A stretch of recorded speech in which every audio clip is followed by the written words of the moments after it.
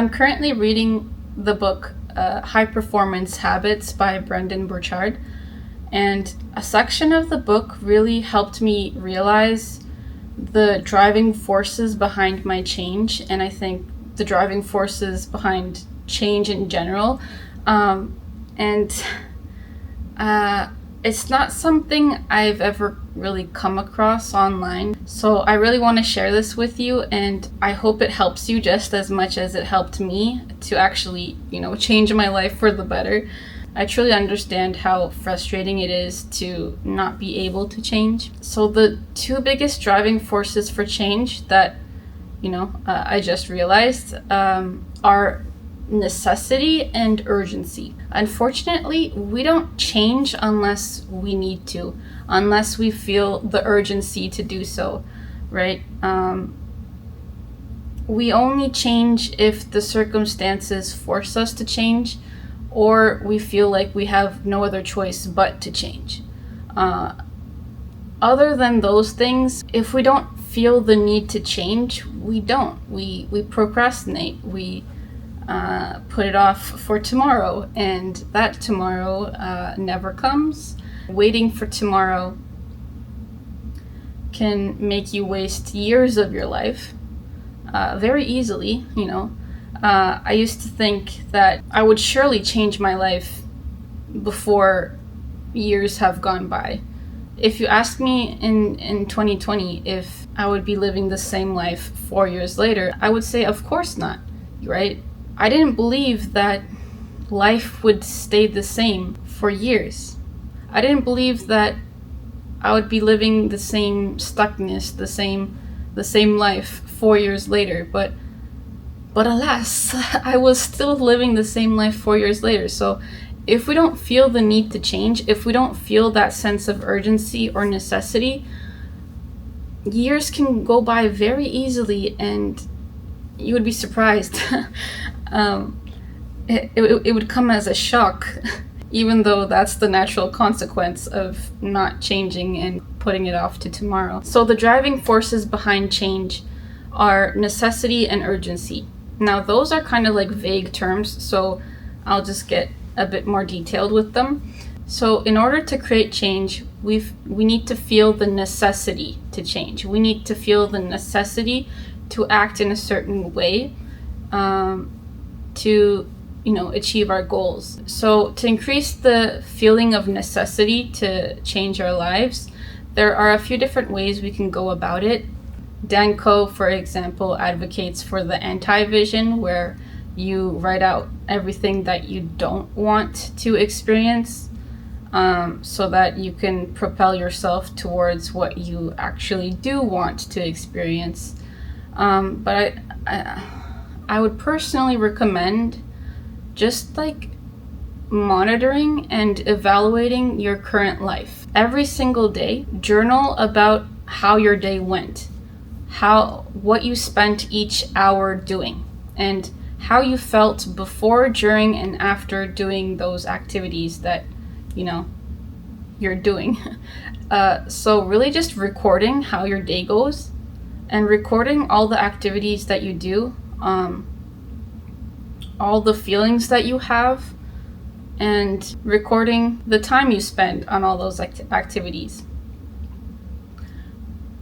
But when you start recording yourself, once you start evaluating how your day goes, don't try to change yourself right away. Try to spend at least a week just recording how you usually live, right? And after recording your day-to-day activities and emotions for a full week, you can sit down and really look back on how an average week of yours is usually spent, right? You can actually look back and, see what your average week looks like. Really sit with the information and ask yourself if this is the typical week that you want to experience 5 years from now. Are you okay with waking up 5 years later and still experiencing this average week, right? Would you be satisfied and happy and content with experiencing this average week that you just recorded? I know that you want to change your life, at least in some aspect, You wouldn't want to continue living like this for another 5 years, probably, right?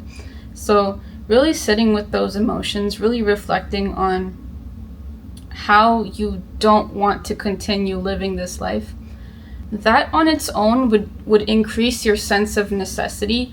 It would increase the necessity you feel to change your life. But what would create the urgency is having an action plan, is having the clarity and goals and plan to actually act on changing your life. After evaluating and monitoring yourself and sitting with the feelings that you don't want, sitting with the very real possibility that your life might just stay the same for another 5 years or 10 years or your whole entire life, you really need to get clear on what kind of life you actually want to live, right? What does your ideal week look like? What kind of week do you want to experience every single week for the rest of your life, right?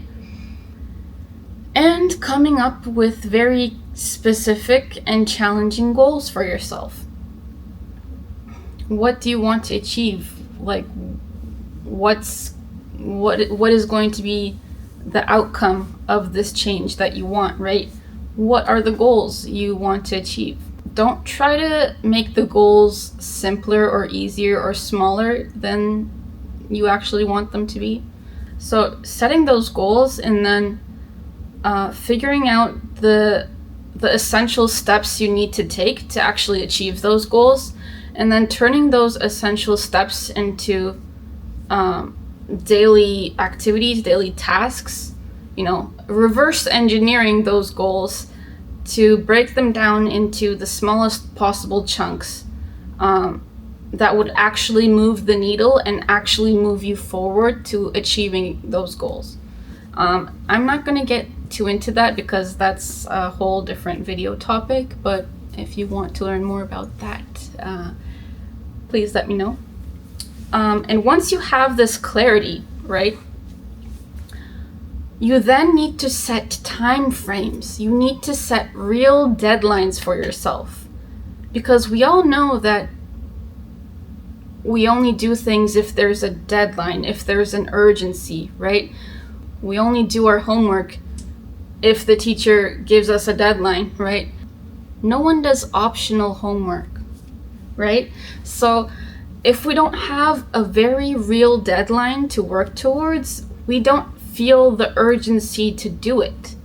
And if we don't have a deadline, if we don't have a time frame to do the tasks we need to do to achieve our goals, then we will put it off to tomorrow. We can always do it tomorrow. Tomorrow is the fantasy land where all dreams and desires reside, right? So after we get clear on what we want to do, we need to get very clear on the deadlines and the time frame. Now, if you've already wasted many years of your life like I have, you don't really need to set strict deadlines because you already feel that sense of urgency to change. That was the case for me. I didn't really set any timelines or deadlines for myself in terms of like an exact date, but I felt such a need and urgency to change because I had already wasted 4 years of my life doing nothing, that I didn't need a specific date to feel that urgency. I had already wasted too much time, so I already felt like I had no other choice but to change. I already felt like I had no other option. I had no time left to change. So I already felt that type of urgency. You don't necessarily need to create a deadline for yourself. You could just wait it out like me and, realize years have gone by and feel the urgency to act because of the amount of time you wasted. But I don't recommend that because in the end, you do end up wasting a lot of time. You do end up wasting years of your life. So I think creating very real deadlines for yourself is the better option. And you really have to create realistic deadlines, like real deadlines. I think a lot of people, including myself, have trouble creating real deadlines for ourselves because we get too optimistic. We overestimate our abilities, and we create deadlines that are just way too unrealistic. And having unrealistic deadlines creates more excuses and reasons to not do the things we need to do because, it's already impossible to achieve those things in that short amount of time. So, what's the point? So instead of creating an unrealistic deadline, like I'm going to become a millionaire in a year, by April 2026, I'm going to become a millionaire. Like, that is not a real deadline. That is very unrealistic. And your goal shouldn't even be to be a millionaire, but well, that's a different video topic. So yeah, there is an art to it, but not achieving a certain goal by a certain deadline should have real consequences. You might have to create consequences for yourself in the event that you don't achieve your goal by a certain deadline. You might have to create some punishments for yourself, whatever increases that sense of urgency within yourself. So essentially, regardless of how we go about it, we really need to increase our feelings of necessity and urgency to act and to change our lives for the better. Because at the end of the day, wanting isn't enough. And that's what really frustrates me about online self-help content, like self-improvement content. You might have come across those social media posts and videos as well, where influencers are saying things like, if you're not doing it, it's because you don't want it enough. It's because you're not passionate about it. And that's not true. You can really, really, really want something, but not act on it. And it has nothing to do with how much you want it. It has everything to do with how urgent you feel it is to do it. It has everything to do with feeling like you have no other choice but to do it. It has everything to do with feeling like you have no other option and you have no more time to slack off, right? So if you're not doing something, it's because you don't feel the necessity to do it, and you don't feel the urgency to do it. It has nothing to do with how much you want it. You can have the vision for what you want your life to look like, but if you don't have the necessity or urgency to do it, that vision will just remain like a fantasy, like a dream that just stays there, right? And without action, our dreams become delusions. So necessity and urgency are required to actually create the change we want to see. And when we have the necessity and urgency to act, we somehow muster up and summon the courage required to act, right? We don't have to get rid of our fears or anxieties or doubts. They can stay, but if you feel the necessity and urgency to act, you kind of don't even have the time or luxury to give in to those fears or anxieties or doubts.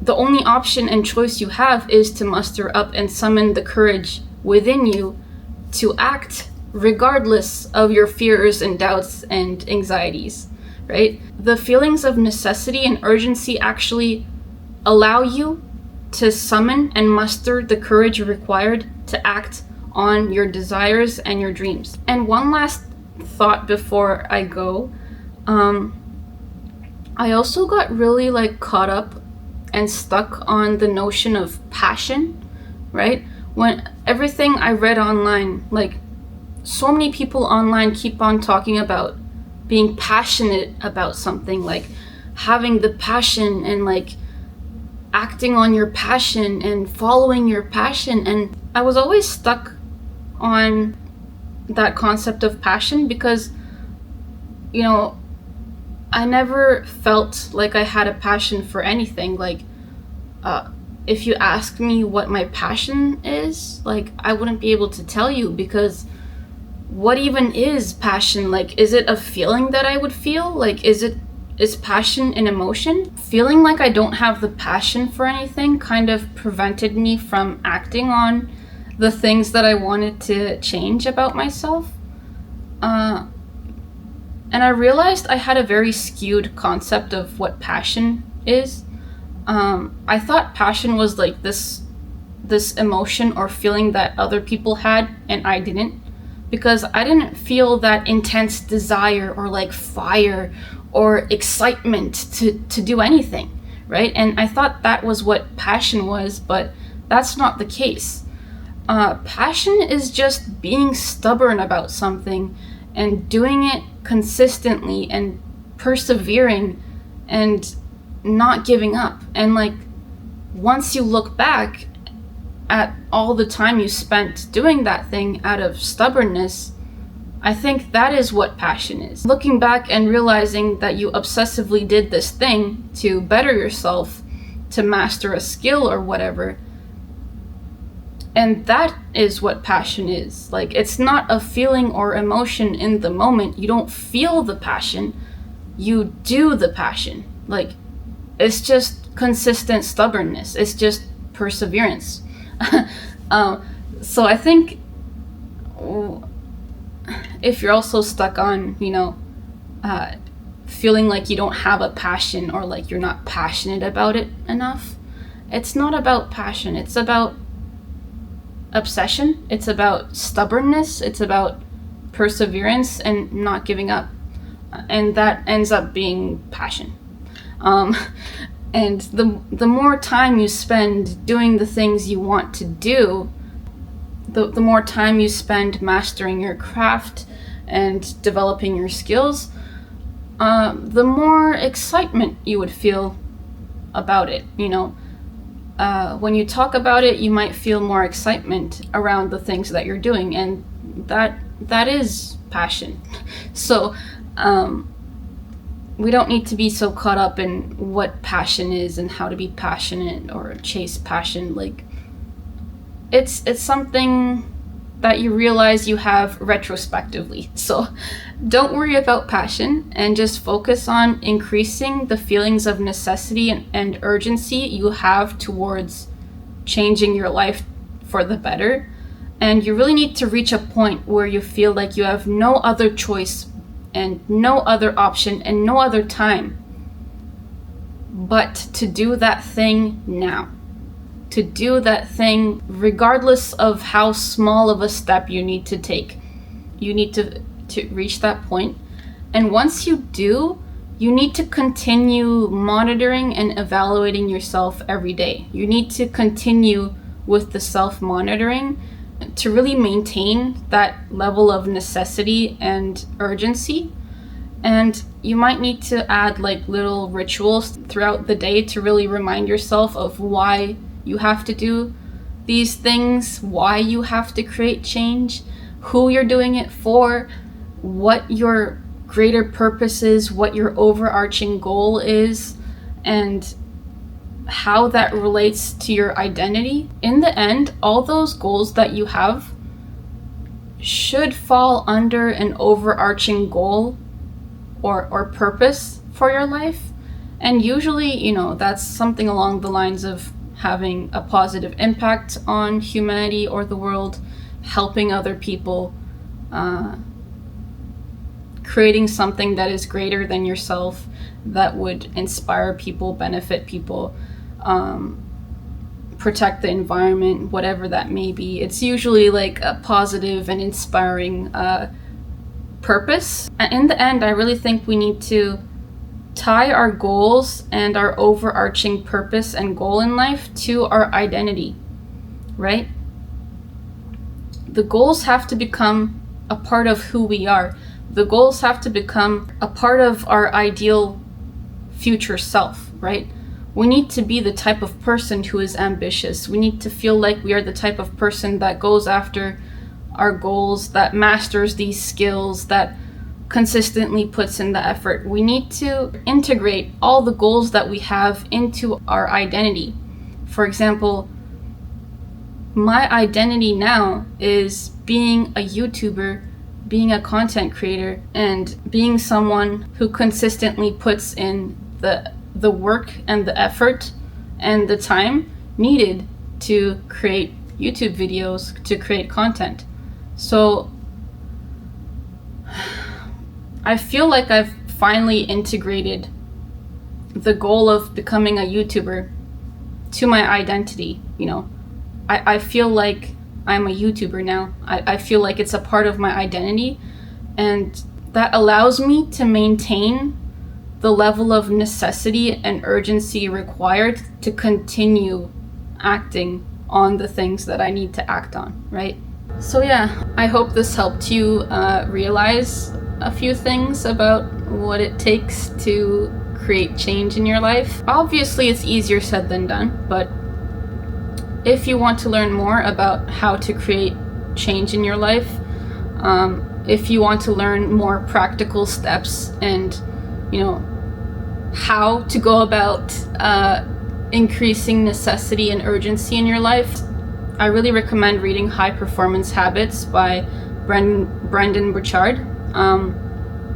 It's not just a book for like ambitious hustlers. I think it's a really good book that gives very practical guidance, practical steps on how to create more balance in your life, how to achieve the goals that you set for yourself, how to perform with excellence in all areas of your life, and, you know, feel satisfied and feel a lot of joy and happiness and contentment, as well as experience all the success that you want to experience.